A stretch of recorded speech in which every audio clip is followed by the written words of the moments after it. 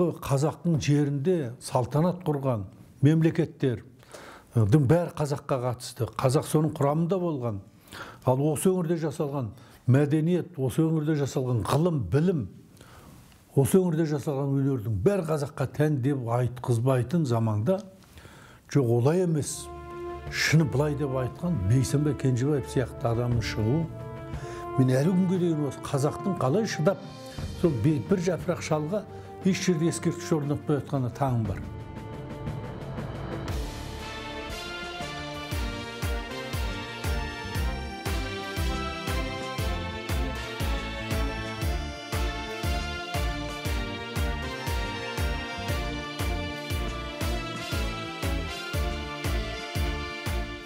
Кейін кезде менің осы мына ғылымдағы үлкен табысым осы менің атқардым-ау, халық алдындағы, тарих алдындағы, ұлттың әдебиетінің тарих алдындағы бір парызым, міндетім еді-ау. Соны өтей алдым-ау шамам келіп келгенше дегенде айтатыным жаңағы ертедегі әдебиет нұсқалары менің асыл арналар дейтін кітабым және Орхон ескерткіштерінің толық атласы. Түрік қағанаты қазаққа тән мінез ғой сол. Басараздығы бар, жікшілдік бар, алауыздық бар арадағы. Соның кесірінен түрік қағанаты екіге бөлініп кетеді 8-ші ғасырда. Шығыс түрік қағанаты, батыс түрік қағанаты. Батыс түрік қағанатының ордасы да біздің Шудың бойында болды. Түгел осындағы біздің Қазақстанның жері түгел соның несіне кірді. Кейін бұл Шығыс Европаны түгел алды. Ықпалын жасады. Менің арманым, ғылымдағы үлкен бір арманым, осы батыс түрік қағанатының асыл атласын жасау еді. Осы үшін мен қызметкер кезінде қасыма өзіміздің белгілі археолог, атақты тарихшы, өте білімдар адам, ғылым доктор, профессор Айман Досымбаеваны алдым.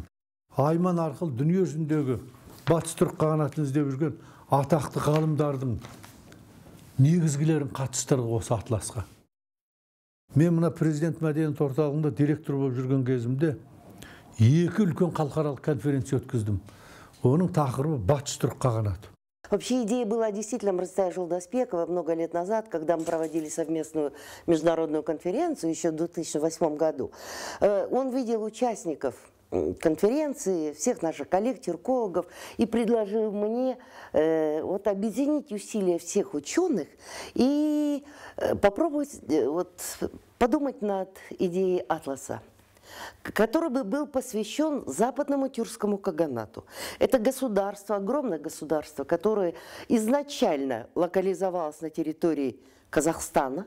10 ғасыр бұрынғы арғы дәуірде жасалынған көне ескерткіштерге ие болу, біздің ата-бабаларымыз сол ескерткіштерді жасаған екен деген ұғымның өзі бізге келуі, біз әрине тарихқа, өз мәдениетімізге, өткенімізге, өз ұлтымызға деген көзқарасты түбірлі өзгертетін түбегейлі іс-әрекеттер еді. Міне осы істің басы қасында, осыны қалыптастыруға, жүзеге асыруда Мырзатай Жолдасбековтың сіңірген еңбегі айрықша. Вот сегодня мы присутствуем в исторический момент, потому что рождение такой книги – это первый, но очень важный шаг в истории самоосознания казахского народа. Когда листаешь этот том, ты вдруг понимаешь великую историю великого народа. Но это сила книги. Это история блистательная, история народов, история вождей, история, которая фактически не охватывает одни пределы Казахстана, хотя и это пределы большие, это пределы центра Евразийской степи, но охватывает всю Евразийскую степь. Но это история великой евразийской кочевой цивилизации, в которой казахская цивилизация была, я бы сказал так, преткновенным камнем, то есть основой, огромное евразийское подбрюшье, великая казахская степь, в которой рождались фактически все народы средней полосы евразийского континента так или иначе были связаны с этой историей. От китайского до позднеримского, и от Малой Азии, Переднего Востока и Северной Африки до средневековой Европы. И вот этот проект, конечно, который родился в голове главы проекта тюркского атласа Мырзатай Ага, это бесспорно хвала исследователю.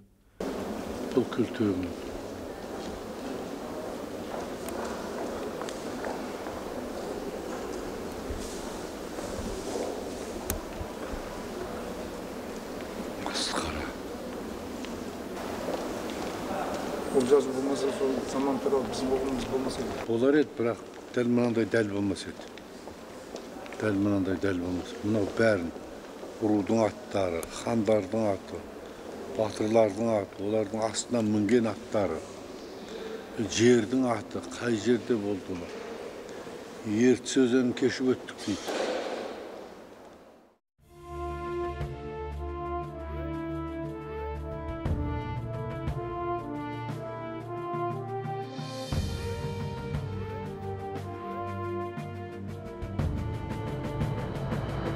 Мәселен, бір жағында хан серіні көргеніміз жоқ, балуаншалақты көргеніміз жоқ. Біз Кенен Әзірбаевты көрдік. Кенен Әзірбаев сол кешегі айыр көмейінен жыр қоздаған жыраулардың, ақындардың соңғы үздігі, қазақтың соңғы сал серісі болатұғын. Біз соғыстың жанында жүрдік, 10 жыл өнегесін алдық. Кенекеңнің ақылымен мен бүкіл жетісу өңірін жаяу аралап қалған, құтқан, сол кезде жұрттың есінде қалған асыл мұралар жинадым. Ол менің асыл арналар дейтін кітабымда бар.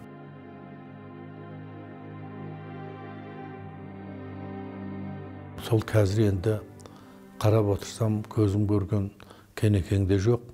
Енді ойдың елегінен өткізіп қарап отырсақ, пірім менің Сүйінбай, сөз сөйлемен Сүйінбай деді Жамбыл.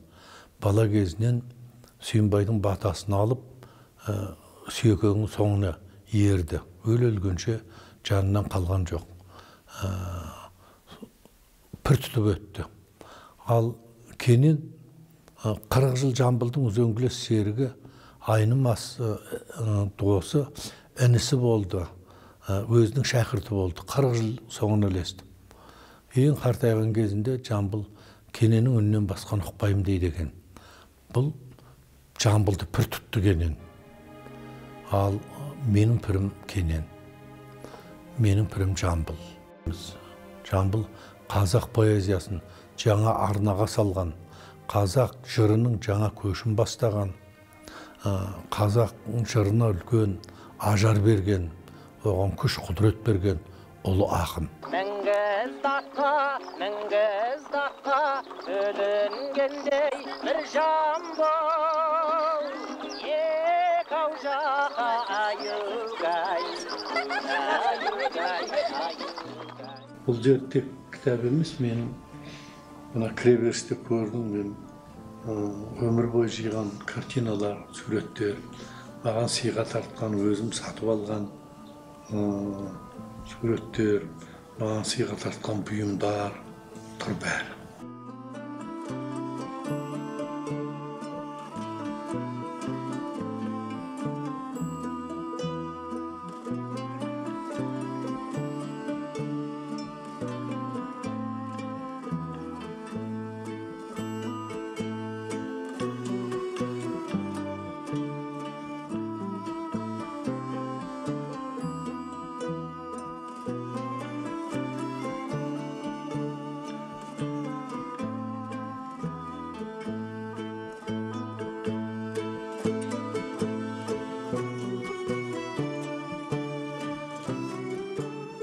Өмірімнің 22 жыл университетте өтіп, онан кейін 11 жыл Талдықорған пединститутының ректоры болдым. Қандай билік, қандай қызмет берсем де мен қолымнан қалам түскен жоқ.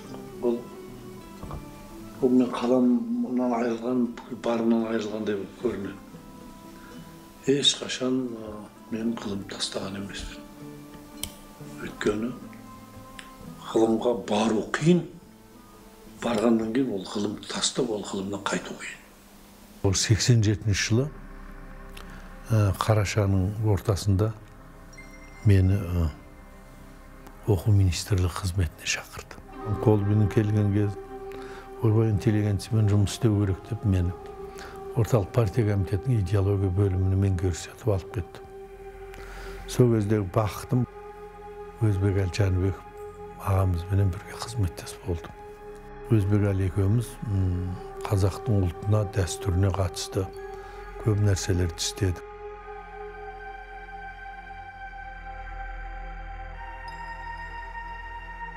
Тәуелсіздік алған алғашқы жылдарда бұл кісі премьер-министрдің орынбасары қызметін атқарды.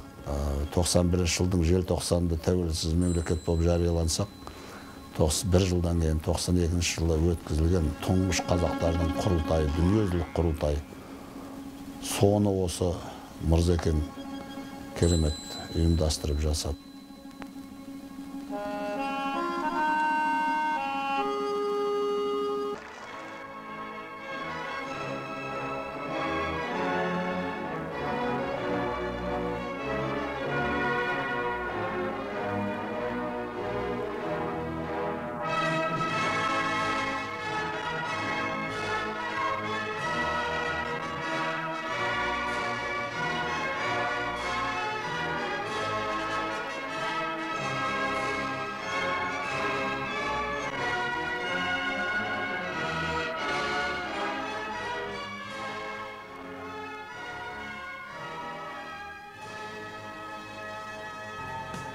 Тәуелсіздік алардың алғашқы сол кезеңіне және соның өтпелі кезең сияқты бір кезеңде 1-ші желтоқсанда 91 жылы тұңғыш бүкіл халықтық президент сайлауын өткіздік біз. Бірақ ол кезде әлі Кеңес одағының құрамында болғанбыз. Сол сайлауда осы Мырзекең жетекші тұлға болды. Ұйымдастыру, халықтың арасында жүргізуде ол бір.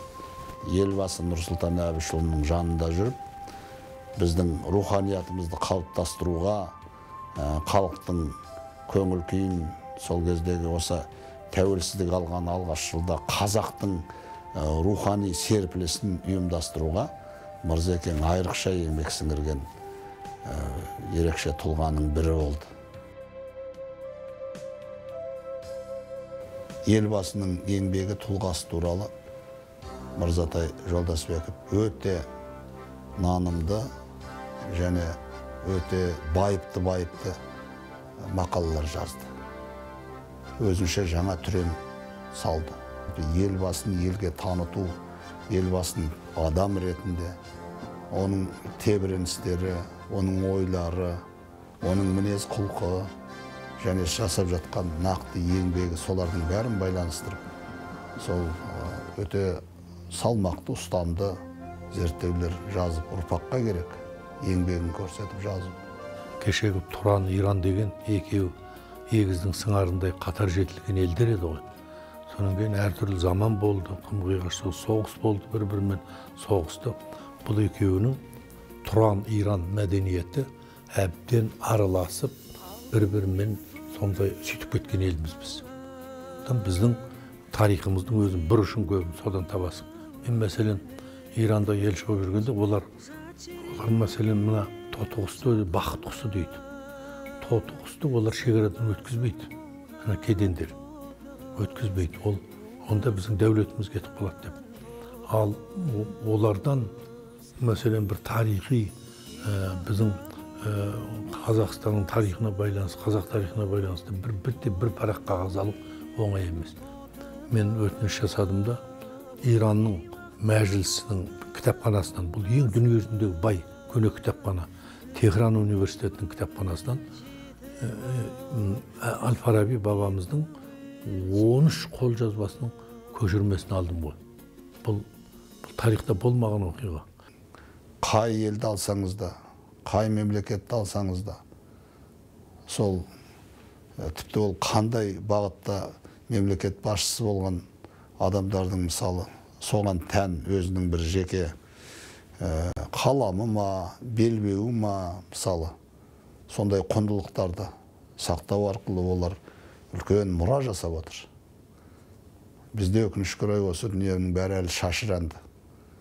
Ал енді Мырзекең кезінде естеріңізде болса, осы Абылайдың қамқатоны деп Абылай ханның ұрпағынан келген сонда жаңағы қалған шапанын реставрация жасатып, Қаз Дауысты Қазыбектің кезінде енді 3 ғасырға жуық уақыт өтіп кетті одан бері мен қарай. 3 ғасыр бойы содан астам уақыт небір қияметтерді бастан кешіріп, қиындықтарды өткеріп, соған шыдап, мынау бабамыздың асыл бұйымын бүкіл халыққа, Қазақстанға, ұлтымызға жеткізіп берген сіздердің алдарыңызда, сіздің әулеттің алдында басымыз дейміз аға. Алла жар болсын, Тәңір жарылқасын. Бұл шапан енді бір ғана әулет, бір ғана егінді бұлақ, Қарқаралы, Қарағанды өңірінің емес, бұл халықтың ғана емес, бүкіл қазақ халқының абыройына, қимас дүниесіне айналып, енді Құда қаласа Абылайдың шапанының жанында, өзге де қазақ халқының асыл мұраларының жанында тұрып, қазақ халқының ілгергі үмітін тілейтін болады. Отырмын, көңіл жайланып, бекіндім, осы ойғанып, Астанамыз бұл күнде барады мырзатайланып деген. Мынау Евразия университетінде ректор болып келген кезде бір риза болып айтқан бір шумаға ғой. Ал шын мәнінде Мырзатай Жолдасбековтің ерен еңбегінің арқасында Астана ғана емес, кәдімгідей Қазақстанда ең бір қиын жылдарда кәдімгідей мырзатайланып қалды деуге болады. Билікке қазақы еркіндік, далалық кеңдік келді.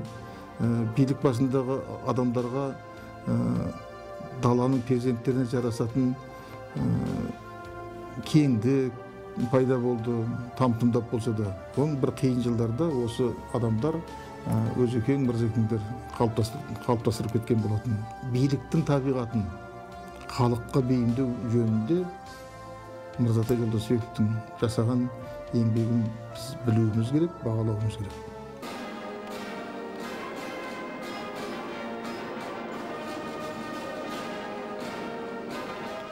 Мінекей бүгін біз қазақтың кең даласында ғажайып жаңа шаһар салдық. Дегенмен мен үшін бұл қаланың әрбір ғимараты, сол ғимараттың әрбір кірпіші жүректің ұшқынымен салынған. Сондықтан біз ашып тұрған жаңа сарайдың атын Ақорда деп атасақ деп тұжырымдадым. Бұл сөздің ешқандай астары жоқ. Бұл